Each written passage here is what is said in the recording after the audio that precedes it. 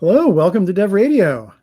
I'm here with Ashwin Agarkhed, who is one of our Azure developer influencers. He's from Motorola and specifically Avigilon.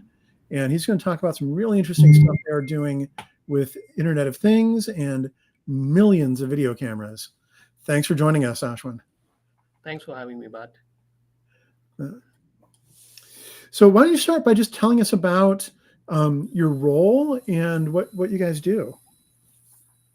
Sure. So I'll start by talking a little bit about Motorola Solutions and then a little bit Yeah. about me. So at Motorola Solutions, we are solving for safer. And what that means is we help protect people, property, and places.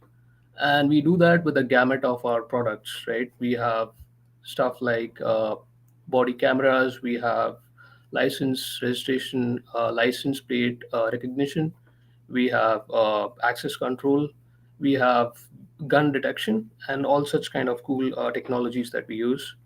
So yeah, basically we provide for safety, public safety.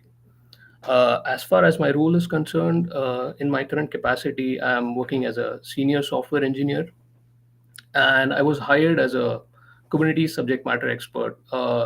So I've previously worked on hybrid cloud architectures, and in Motorola's VS&A org currently, we drive the cloud strategy.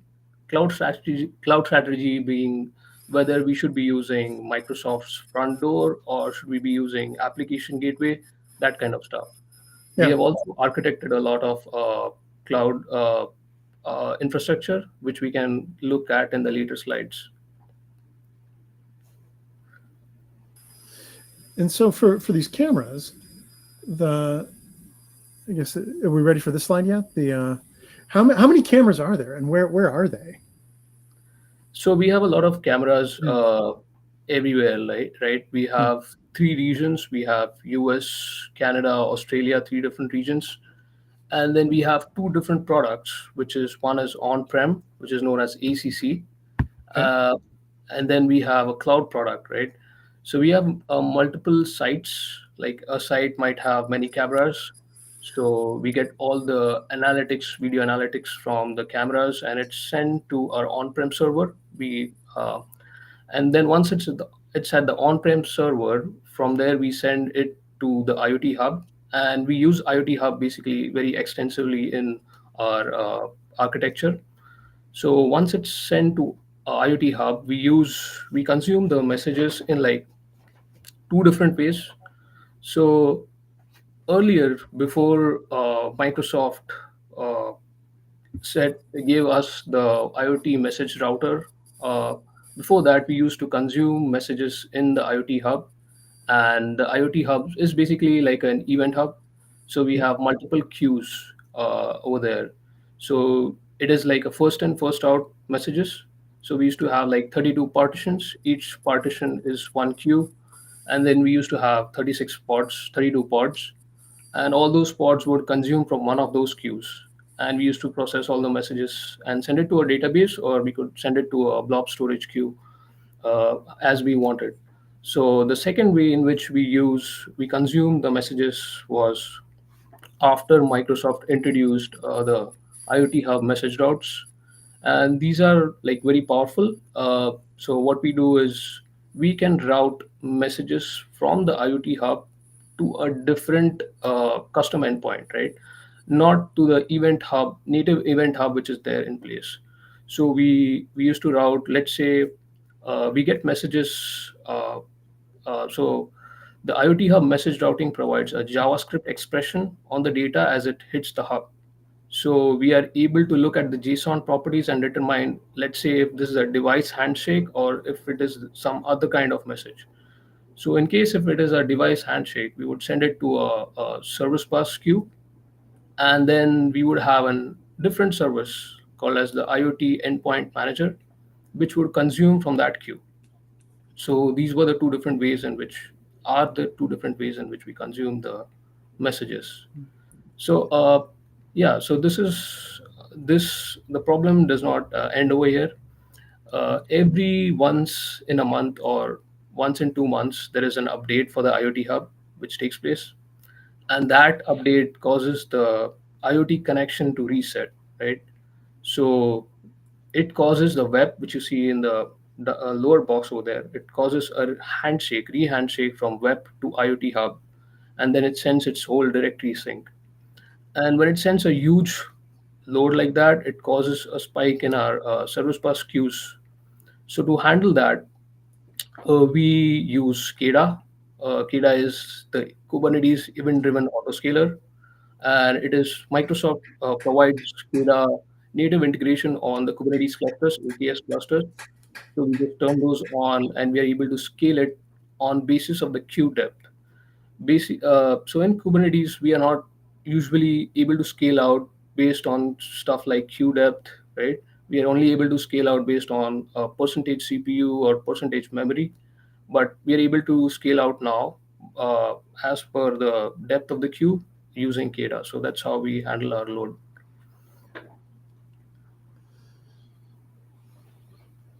Should I go on to the next slide?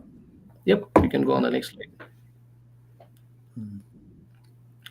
So yeah, so this is the secure Kubernetes clusters that we have currently.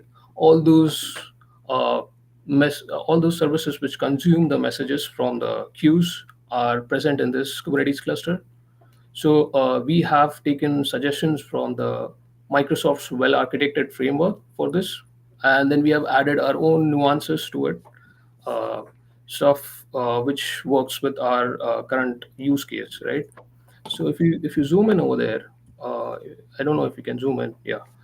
So we have on the right we have the application gateway subnet, which is like a DMZ. All the messages, all the requests, all the HTTP traffic comes in from there, and then we have two different routes from there. One goes to the micro frontends, which are hosted in the Azure Blob Storage, and the other route goes to the microservices, right? The traffic outbound from the microservices is through a route table. So all the traffic going outside goes through a route table and it goes in a different VNet, right? And we have an Azure firewall in this VNet, which helps us control what traffic we can let go outside, right? We can block any traffic based on the domain names, based on the IPs, right? And we also have a WAF on the right side. At the application gateway level. So it protects from all OWASP top 10 rules. So that's the reason for having this secure Kubernetes clusters was because of the war which was going on. And we wanted a capability somehow to restrict traffic from a certain geographical location. So that's how we use the WAF to restrict traffic from a certain location. And also for our compliances, like we did SOC 2 and ISO 2700 compliances, and this was needed for that. The whole setup on the left side, we have a Bastion host from which we can connect to the VM inside the Kubernetes clusters.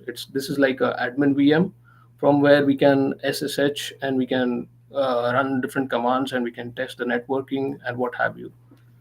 Then there's also a subnet known as the private endpoint subnet, and this subnet has all the private endpoints for resources, right? Like key vault, like container registry. So all these pods which are trying to access the secrets in the key vault, the traffic won't go over the public internet. It would go through this private endpoint.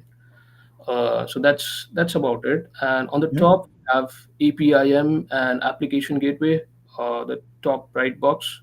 We will talk about it in the next slide, but we all the traffic coming in from the APIM is directly sent to our ingress controller, which is the Nginx ingress controller, which we have. I would also like to mention all of this has been created as an IAC project. It's in Terraform. We use infrastructure as code, and once this was created like 2 years back, and then before that we had like legacy Kubernetes clusters.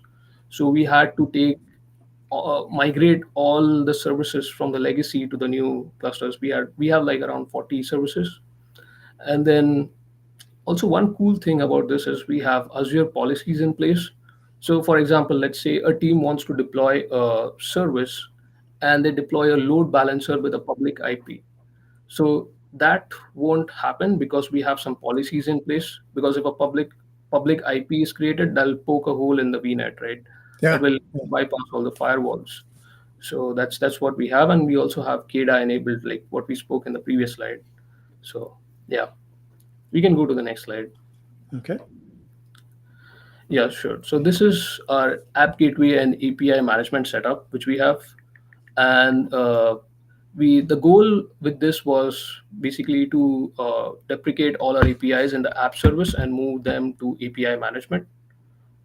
Because here we expose the APIs to our third-party integrators also. So what third-party integrators would include, like a provider of access control systems. An example of such companies uh, which want customers to see video from ACS in their same application, and such that the user doesn't have to switch from one app to another. So one of the example of it is like, you have a map, but there is a access control app which has all the map of all the locked doors, and then you can also provide the location of your cameras over there, and then you can see the cameras, and you can see the cameras and also trigger them through this APIs which we give. So yeah, so just for an example, like Motorola Solutions acquired OpenPath. OpenPath is like a access control provider, and they they use our APIs. And how they use our APIs is that we set a subscription in the APIM, and then give them keys. So so they are able to call our APIs using those keys, and we prevent stuff like DDoS attacks by giving rate limits to the policies of APIM. And if you want to look at the diagram of this, it's pretty straightforward. We have an application gateway on the top, and we keep our APIM private in a subnet, Mhm. and all the traffic will first come in the DMZ. The upper subnet is the DMZ, and the application gateway has like a public IP, and all the traffic coming on it is vetted by the WAF, and it has also network security groups on that subnet. All the traffic over there is then divided into three routes. We have the traffic going to the micro front ends on the right, which you see. Then we have APIM at the bottom, right? We have a private IP for the APIM. All the traffic Mhm. comes over there for APIM, and then from there we can send it wherever we want. Usually send it to the microservices, which we Yep. have. And on the left, we have an app service. So we also send some traffic to the app service. So that's about our APIM and app gateway setup. Yeah. And how long have you how long did it take you to get to this happy place? The So it took us a while. Like the Kubernetes clusters, which you see, I worked on it for like 1.5 month, uh, and yeah, this the set that was, I think that was easier because we worked with Terraform on it. So that was way easier than this setup, because this one, there are three different URLs which you have to expose. That's the thing that you see on the top. yep. That is the API URL. Then there's a management URL, and then there's a dev portal. So we hadn't actually exposed the management URL, and that cost me like almost 2 months for this setup. And this is like bunch of code in PowerShell. So yeah, it Yeah. took us like around 2 months for this one, and the Kubernetes clusters were like 1.5 month. Yeah. Cool. This is great stuff. Do we have any more slides? Nope. That's the what. Yeah, I hope that, yeah, this helps someone, and Yeah. helps people looking at this, help them in their cloud journey. And yeah. Yeah. Who else? I mean, who else would you recommend you take a look at this? Anyone with millions of messages coming in through Kubernetes? Sure, definitely. And anyone who wants to learn more about cloud in general, and how we scale services, or anyone Yeah. who's yeah, who wants to get to know about it, they can. I mean, and they can also reach out to me on LinkedIn. So Awesome. What one last question for you about the Microsoft Developer Influencer Program, the Azure Developer Influencer Program. What do you think of the program so far? What are you getting out of it? So the developer influencer program is a really awesome program. I think we have got a lot of value out of it. Mhm. We have many sessions every quarter, every month. Like last session we had, I think, was generative AI, and Yeah. before that we have platform engineering and all those cool stuff. And we get to know about what Microsoft is working on, how it's helping the developers, and yeah, we get to take that back to our organizations and also the cool hackathons that are there. Yeah. So yeah, it's really good. Yeah. Yeah, Cool. And yeah, I think it's a great group of people and a lot of knowledge. I'll definitely point this video out to all of them so that they can learn from it. There's a lot of conversation about Kubernetes and APIM recently, so good timely stuff. yeah. Happy to always share Cool. to the Thanks so community. much. Yeah.